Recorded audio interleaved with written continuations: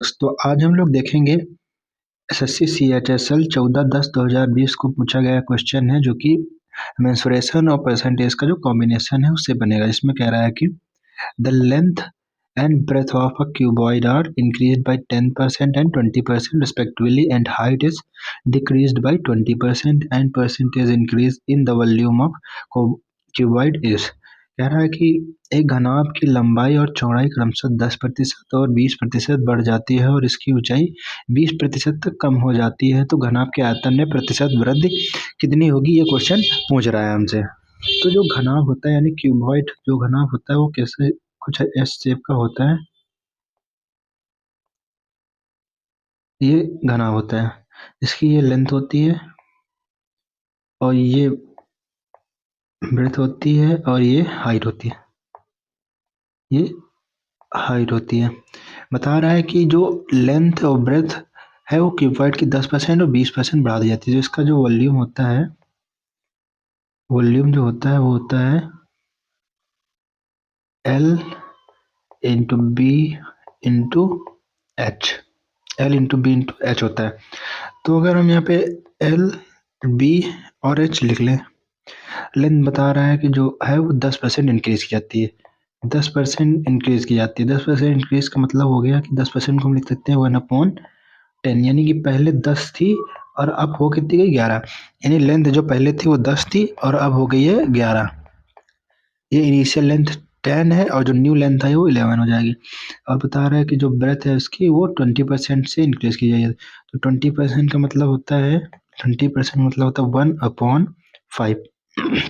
1/5, ये 1/5 कैसे आता है, 20% परसेंटेज जब हटाया जाता है तो नीचे आ जाता है 100। तो यहाँ से 0 से 0 कर देगा तो उससे 1/5 टाइम्स आएगा तो ये आ जाएगा 1/5। तो यहाँ से 20% जो होता है वो हो गया 1/5।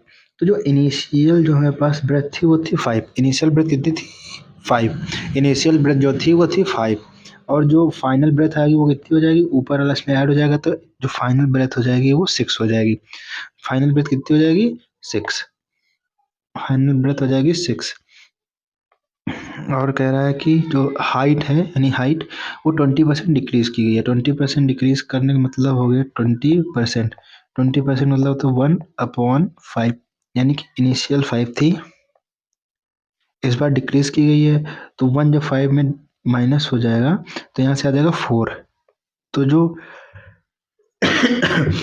जो इनिशियल वॉल्यूम होगा वो कितना हो जाएगा मेरे पास, ये मल्टीप्लाई होंगे तीनों, इनिशियल वॉल्यूम के लिए ये तीनों मल्टीप्लाई होंगे और जो फाइनल वॉल्यूम आएगा वो इसके लिए मल्टीप्लाई करेंगे। तो इनिशियल वॉल्यूम जो हो जाएगा वो हो जाएगा 10 इंटू 5 इंटू 5 और जो फाइनल वॉल्यूम हो जाएगा वो हो जाएगा 11 इंटू 6 इंटू 4।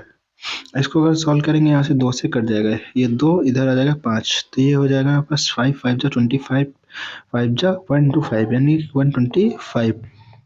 ये आ गया इनिशियल वॉल्यूम। और फाइनल कितना आ गया 6 दूनी 12 1 12 1 12 13 यानी 132, यानी 6 दूनी 12 12 1 12 और 12 में 1 जोड़ेंगे तो 13 132 हो जाएगा। तो जो फाइनल वॉल्यूम है वो 132 आ जाएगा। तो यहाँ से देखो वॉल्यूम पहले 125 था अब 132 हो गया है, तो यहाँ से फर्क यानी इंक्रीज कितना हुआ है 7 का, यानी कि 7 वॉल्यूम इंक्रीज हो गया। तो यहाँ से 7 अपॉन इनिशियल वॉल्यूम 125 इंटू 100। तो यहाँ से जब इसे सॉल्व करेंगे तो 25 से काटेंगे, 25 चौको 100, 25 पंचे 125। तो यहाँ से ये आ जाएगा, ये आ जाएगा हमारे पास 7 चौको 28, 7 चौको 28 अपॉन में 5। तो इसे सॉल्व करेंगे तो 55 25 ऊपर 3 अपॉन में 5, यानी कि option number D is the correct answer. तो डी कौन सा करेक्ट आंसर हो जाएगा, ये 28/25 को क्या लिख देते 5 इंटू 28, तो यहाँ से 5 बार जाएगा ये, तो यहाँ से जैसे 5 बार जाएगा तो यहाँ से 3 बचेगा, तो 5 सामने लिखा जाता है और जो शेषफल होता है ऊपर लिखा जाता है और नीचे जो भाजक होता है वो लिखा जाता है। तो यहाँ से 5 से 3/5% आंसर आ जाएगा जो कि ऑप्शन नंबर डी हो जाएगा। तो ये हमारे पास क्वेश्चन था।